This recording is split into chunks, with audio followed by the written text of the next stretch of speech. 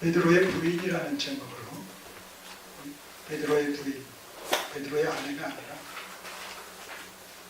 베드로가 예수님을 3번씩이나 제자가 아니라고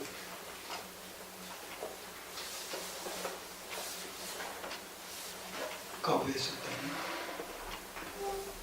이런 의미의 베드로의 부인이라는 제목으로 오늘의 본문을 살펴보도록 하겠습니다.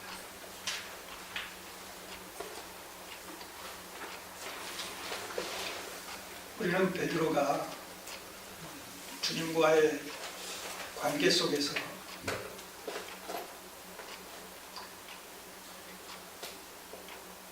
하나님의 구속의 경륜과 그 도리를 바르게 깨닫지 못함으로 말미암아 실언을 한 이런 경우를 오늘 이 베드로의 부인을 포함해서 3번에 걸쳐서 돌아보게 됩니다. 그 첫 번째가 우리 주님께서 이제 베드로에 의해서 주는 그리스도신 살아계신 하나님의 아들이라고 신앙 고백을 받으신 후에 이제 예루살렘에 올라가시면 장로들과 대제사장들과 서기관들에 의해서 잡히시고 또 고난을 받으시고 죽임을 당하시고 사흘 만에 부활하게 되실 것을 말씀하셨을 때 마태복음 16장에서 뭐라고 얘기했죠? 베드로가 그리 마옵소서, 소위 베드로의 만류라는 제목으로 우리가 살펴보지 않았습니까? 네. 주께서 죽기 위해서 오셨다는 사실, 주께서 죽지 않으시면 베드로를 위시해서 우리 모두가 하나님의 택하신 백성들이 구속함을 받을 수 없다는 이 사실, 십자가에 고난 없이 죽음 없이 부활의 영광을 기대할 수 없다라는 이 원리를 이 베드로가 풍성하게 깨닫지 못함으로 말미암아 자기의 생각과 상식과 경험을 쫓아서 선생 되신 또 이제 메시아로 고백된 되신 주님께서 잡혀 죽으신다니까 인간적인 연민의 정을 앞세워서 그리 마옵소서라고 말을 했던 이런 내용을 우리가 알고 있습니다. 그런가 하면 우리가 최근에 살펴본 대로 이제 주님께서 겟세마네 동산에서 가롯 유다를 앞세워서 체포조가 사내들인 이 고문에서 보낸 체포조가 당도에서 예수님을 체포하려고 할 때 또 혈기왕성하게 차고 있었던 단검을 빼서 앞에 있는 대제사장의 이런 종인 말고라는 사람의 귀를 베었던 이 사건을 우리가 살펴봤습니다. 베드로의 인간적인 충정의 발로가 바로 그러한 행동을 취하게 된 것이죠. 그럴 때 주께서 뭐라고 말씀하셨습니까? 이 마태복음에 보게 되면 검을 가진 자는 검으로 망한다. 내가 하나님께 기도한다면 지금 당장이라도 12군단에 해당한 수많은 군대를 풀어서 이들을 제압할 수 있지만 그렇게 된다면, 그렇게 한다면 하나님의 뜻이 어찌 이루어지겠느냐. 주님께서 잡혀 가셔야 되고 죽으셔야 하나님의 뜻이 이루어진다는 것이죠. 그래야 바로 그 구속 안에서 우리의 죄 또한 대속함을 받을 수가 있다는 것입니다.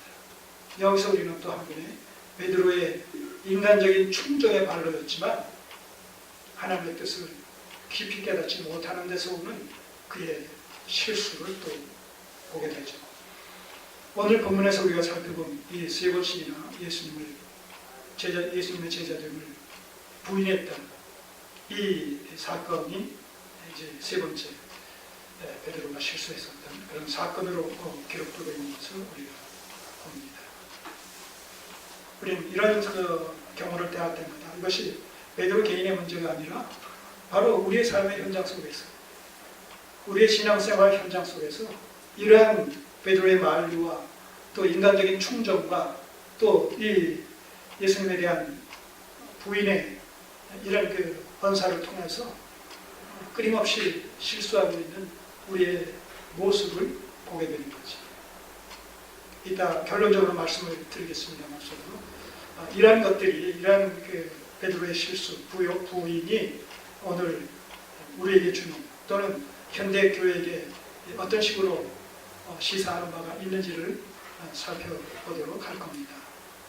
자, 오늘 본문을 좀 구체적으로 접근해서 살펴보도록 하겠습니다. 오늘 우리가 살펴본 본문은 크게 두 가지 주제를 담고 있습니다. 하나는 예수님 당시의 대제사장 가야바의 장임된 안나스의 불의한 재판이라는 주제가 하나 있고, 또 하나는 뭐예요? 바로 그 안나스의 재판 광경을 살펴보고자, 예수께서 어떻게 되실 것인가 살펴보고자 뒤쫓아왔던 이 베드로가 사람들에게 이제 탄로가 난, 그의 정체가 탄로남으로 말미암아서 부인을 하는 이런 베드로의 부인 사건이, 이 두 가지 사건이 동시적으로 지금 발생하고 있는 것을 봅니다. 하나는 집 안에서, 하나는 집 밖 뜰에서.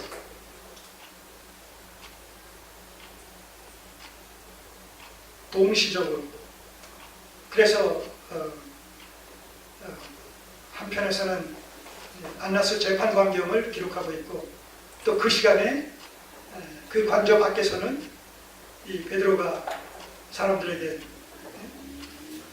그 정체가 탈로 나게 됨으로 말미암아 세 번에 걸쳐 부인하는 이 상황이 동시적으로 같은 시간에 다른 장소에서 같은 그 영내에 있지만 다른 관점에서 적용되고 있는 것을 우리가 보게 됩니다. 입체적으로 지금 같은 장소에서 발생하고 있는 두 가지 사건을 두 가지 측면에서 지금 동시적으로 보여주고 있다. 이런 그 맥락 속에서 우리가 이 내용을 살펴보도록 하겠습니다. 자, 이제 18장 1절에서 그 11절까지의 내용을 통해서 주님께서 겟세마네 동산에서 가룟 유다를 앞세운 이 체포조에 의해서 이제 체포를 기꺼이 당하셔서 끌려가십니다. 그 내용이 소개가 되어 있어요. 12절 이에 그렇게 이제 끌려가시는 과정을 얘기합니다. 베드로가 칼로 말고의 줄을 베는 것에 대해서 주님께서 책망하시고 검을 집에 꽂으라. 아버지께서 내게 주신 잔을 내가 마시지 않겠느냐. 이 고난과 이 십자가의 죽음을 내가 마다하겠느냐. 그러면 하나님의 뜻이 어찌 이루어질 수가 있겠느냐. 그래야지 마라. 검을 가진 자는 검으로 망한다. 이렇게 말씀을 하시면서 자신을 그들에게, 체포조에게 내어주시게 되는 것이지요.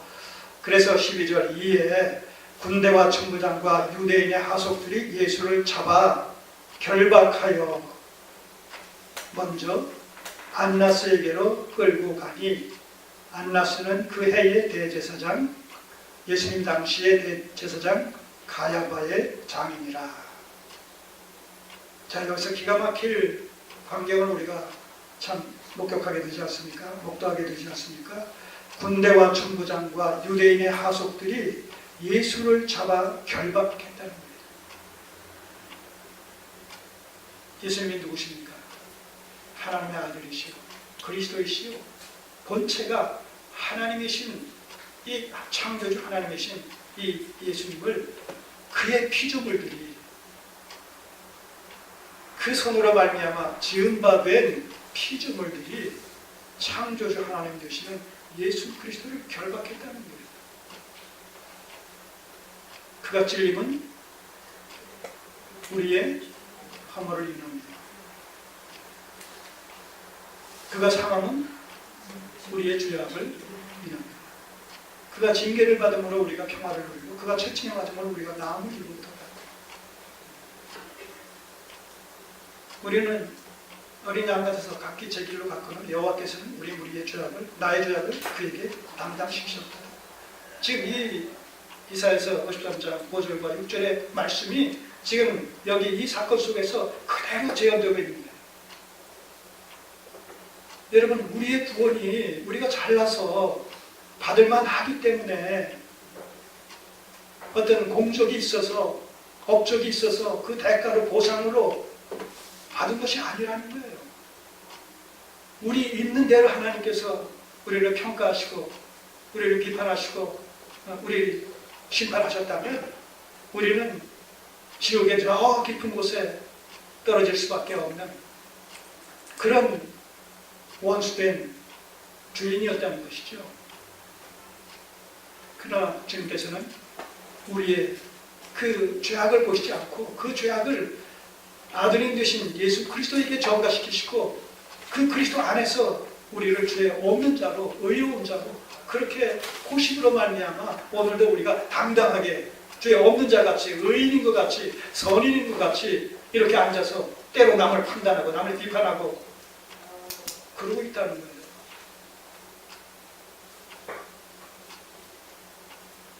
그 자체가 얼마나 망령된 행실입니까? 그런데 우리는 그 자체가 망령된 행실인지 모르고 지극히 당연하고 자연스럽고 그럴 수 있는 것이냐, 판단자의 입장에서 하나님의 자비를 대신해서 생각하고 말하고 행동하고 있는 경우가 얼마나 많으냐 하는 얘기죠.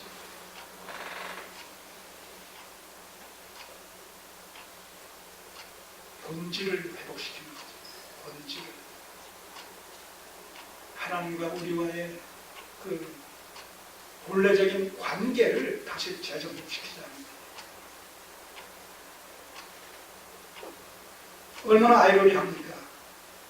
바로 주님께서는 지금 주님을 체포하고 있는 이 군대와 이 천부장과 이 유대인의 하속들을 위해서 지금 죽으시는데도 불구하고 저들은 오히려 판단자가 돼서 체포자가 돼가지고 예수님을 오히려 죄인이냐 그렇게 지금 다루고 있다는 말입니다. 이 모습, 이 역설,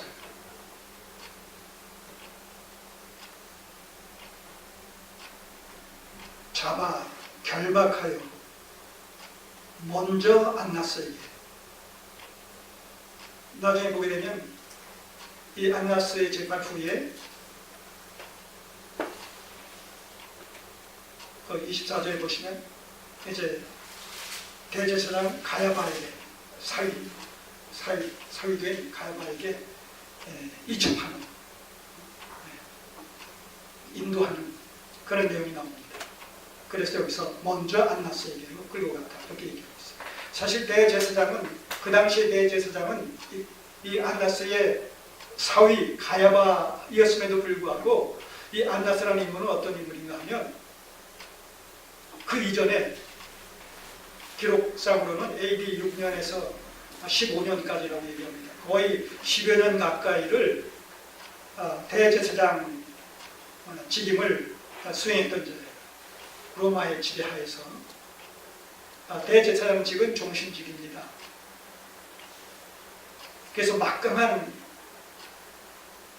어떤 능력의 소유자, 권세의 소유자로 또 로마 정부로부터 아주 두터운 신임을 받고 있는 그런 자였던 것이죠. 그가 비록 대제사장직을 퇴임했지만 그가 5 아들을 낳고 그 5 아들이 다 제사장의 직임을 수행하고 있었던 그런 자예요. 그리고 사위인 이제 가야바조차도 그 당시에 예수님 당시에 또 대제사장 노릇을 하고 있으니까 그 집안 자체가 완전히 대제사장 집안이나 다른 거죠. 그러니까 유대인